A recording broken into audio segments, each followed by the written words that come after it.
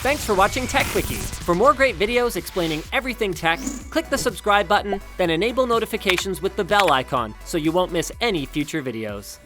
Do you have any idea how much power the sun sends out into space? It's over 384 yottawatts, nearly the equivalent of 92 billion megatons of TNT every second. I mean, just think about how many Hot Pockets that can microwave. But seriously though, only a tiny fraction of this power actually reaches the Earth. And while this is a good thing in some respects, I mean, we'd all be vaporized if that much energy hit us all at once, the sun's energy is responsible in one way or another for basically everything on Earth. So wouldn't it be cool if we could harness all that potential? Well, probably. But this is basically the definition of easier said than done. I mean, the best we've come up with here at Tech Quickie is maybe covering the Australian outback in solar panels. But another idea that's been kicked around quite a bit is the Dyson Sphere. And no, I'm not talking about the ball-shaped thing on an overpriced vacuum cleaner. A Dyson Sphere is a shell of sorts built around a star like the sun to capture its energy output so it can be used later for just about anything. And if you're sitting there thinking, nope, enough Tech Quickie for me today because this is clearly science fiction, I can't really say I blame you because it is.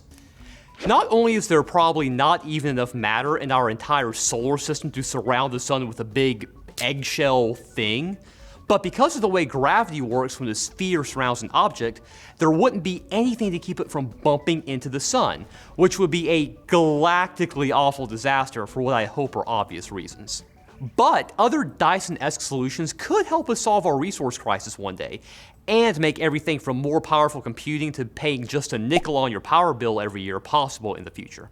Now, one idea is to put a bunch of energy collectors into orbit around the sun, forming a Dyson ring.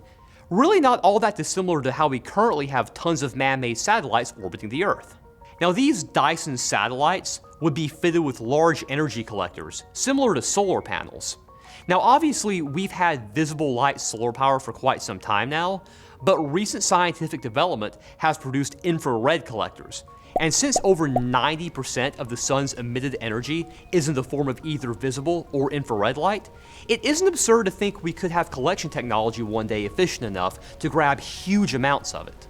Other proposals call for building multiple Dyson rings around the sun to form a cage or a swarm of sorts, or even using structures called solar sails that are so thin and reflective that they're actually pushed by the sun's radiation, but also pulled inward by the sun's gravity at the same time, rendering them stable.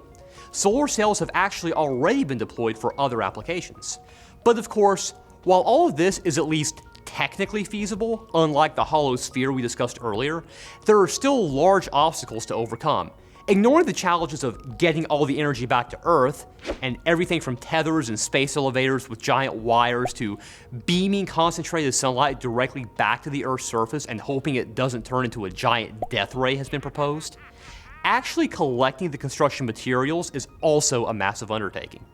One popular idea involves sending robots to Mercury to mine useful raw materials like iron that could be used to manufacture energy collectors, which would in turn provide more energy to expand the Dyson structure further.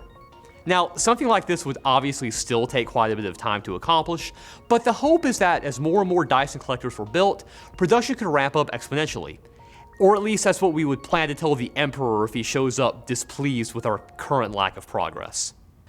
And speaking of a lack of progress, are you tired of your internet connection not progressing through the locations you want? That was a terrible segue, but anyway, TunnelBear VPN. It lets you tunnel to 20 different countries, allowing you to browse the internet and use online services as if you're in a different country. They have easy-to-use apps for iOS, Android, PC, and Mac, and also a Chrome extension. Just choose a country in the app, turn TunnelBear on, and watch as your bear tunnels your internet connection to your new location. So when you turn TunnelBear on, two things happen. First, your connection gets encrypted with AES 256-bit encryption. Second, your public IP address gets switched, so you can show up as if you're in a different country. TunnelBear lets you bypass all the annoying details that typically come with using a VPN for personal use. There's no need to mess around with port configurations, DNS, or any other router settings. TunnelBear handles all of that in the background. They also have a top-rated privacy policy and do not log user activity. And right now, you can try out TunnelBear VPN with 500 megabytes of free data with no credit card required. TunnelBear.com/Linus.